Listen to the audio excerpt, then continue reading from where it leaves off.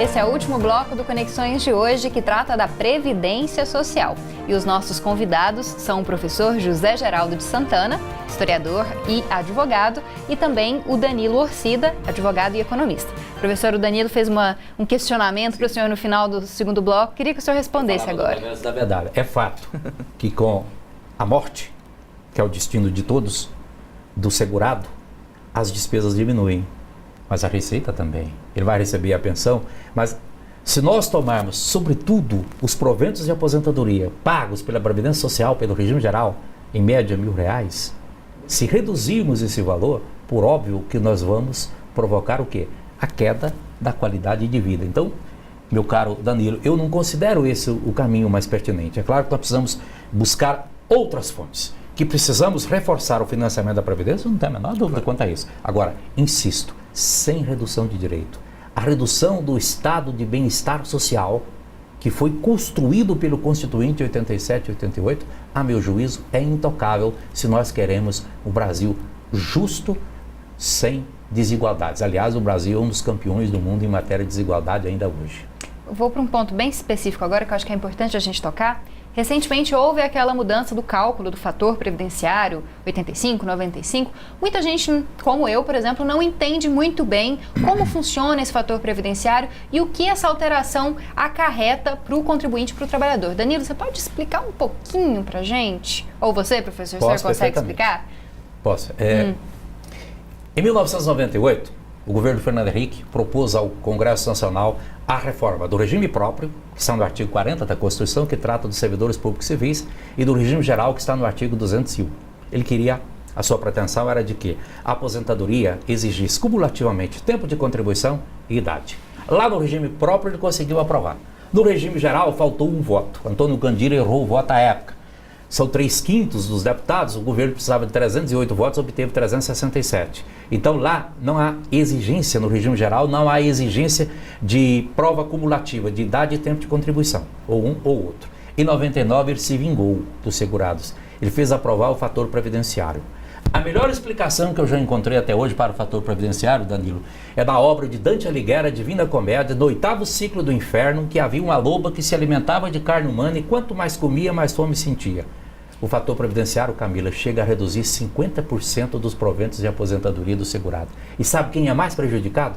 A professora. Porque a mulher professora, quando começa tarde, começa aos 18. Ela tem de comprovar 25 anos. Com 43, ela está pronta para se aposentar. E não é nem um escândalo, porque ela contribuiu, você disse bem. Ela adquiriu o direito, perde 50%. Se ela se aposentar com 45, ela perde 50%. Sem estar na idade de se aposentar. O fator previdenciário é neutro para a mulher aos 60 anos, para o homem aos 65 anos. Esta regra que foi aposentada agora e que depende de sanção presidencial, aliás, foi da medida provisória 676, é exatamente aquela que foi aprovada em 1998. Quer dizer, então nós não avançamos, nós retrocedemos. Ela mitiga o fator previdenciário, diminui um pouco o seu impacto, mas nada é mais injusto do que o fator previdenciário. E aí há a quebra do princípio da isonomia, porque se o Congresso Nacional tivesse aprovado a proposta de exigência de cumulatividade, idade e tempo de contribuição, o prejuízo do segurado seria menor do que o fator previdenciário. E essa nova lei, Danilo, vai penalizar mais ainda os professores. Eu, inclusive, já estou com uma ação direta de inconstitucionalidade pronta para ajuizar perante o Supremo Tribunal Federal, porque ela quebra a isonomia em relação aos professores, porque ela exige a soma de tempo de contribuição, 85 para a mulher, 95 para o homem, sendo no mínimo 30 anos de contribuição para a mulher, 35 para o homem, e o professor ela exige 30 anos para o homem, 65 de idade, senão ele não chega.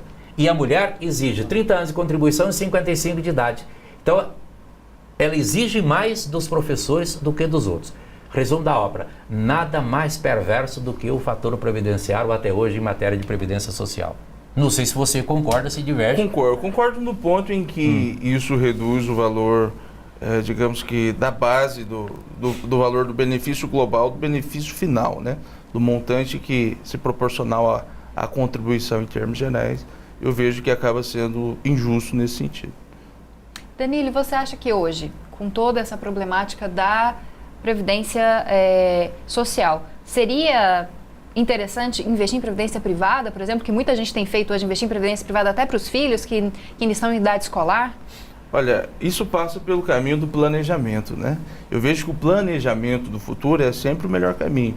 A ideia do planejamento da previdência complementar, ela vem sim a somar ao valor do benefício futuro a ser concedido.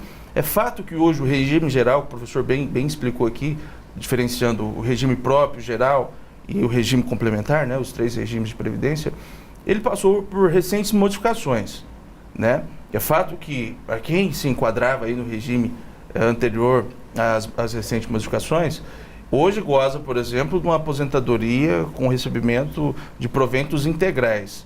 Agora, os servidores públicos do atual regime de previdência, o regime próprio, que tem aí o tempo de contribuição, já não conseguem os mesmos benefícios da lei anterior, da aplicação da lei anterior.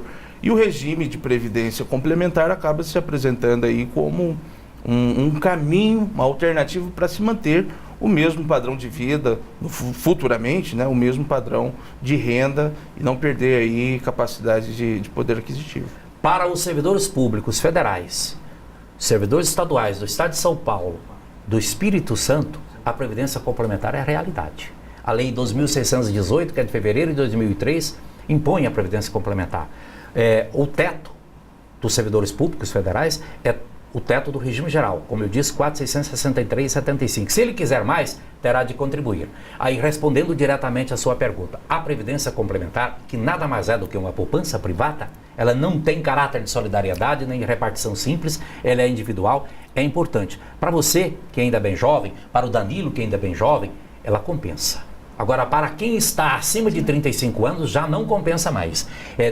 Para que se faça a previdência complementar ser interessante, ser benéfica, é preciso que se comece na mais tenra idade. Agora, a segurança dela é mínima. Ela não tem caráter público, ela é privada. Você pode até contra-argumentar, mas ela é garantida não é isso? Pela a previdência complementar, pela Previc. Mas o Banco do Brasil já faliu 2 vezes. Agora, se comparado aqui, já dando até externando uma opinião como economista, se comparado o valor de uma previdência complementar com outros produtos financeiros que existem no mercado, como títulos da dívida pública, para um cidadão que tem a prudência e a disciplina de poupança, a disciplina de investimento, né? E condições de investimento, investimentos em algumas carteiras de produtos financeiros se apresenta como um melhor investimento do que a previdência complementar. Títulos da dívida pública, por exemplo, a longo prazo pode se apresentar como um bom caminho para quem pretende aí planejar o seu futuro e fazer o gozo aí futuramente de todo desse dinheiro que foi amealhado aí durante o tempo. No contexto social é interessante. Agora é seguro? Nunca. Felizmente nosso tempo chegou ao fim. Obrigada, professor, por ter vindo ao Conexões e ter esclarecido esses assuntos para a gente. Uma honra, sempre à disposição. Obrigada também, Danilo, pela sua contribuição. E eu que agradeço a oportunidade e foi um prazer, professor. Igualmente, Danilo. Compartilhar esse espaço aqui com o senhor. Bom, e você também pode participar dos próximos programas. Você faz isso mandando e-mails para o jornalismo@tvufg.org.br ou então participando pelo perfil do Facebook ou pela página do Twitter, enviando as sugestões que você quiser de temáticas e também de perguntas para os próximos programas. Lembrando que esse programa foi produzido em parceria com a Rádio Universitária da UFG e também com a Assessoria de Comunicação da Universidade Federal de Goiás. Eu te espero na próxima terça-feira, às 7h30 da noite. Mas enquanto isso, você pode assistir a todos os debates que já foram produzidos no blog do Conexões. Uma ótima semana para você e até terça que vem.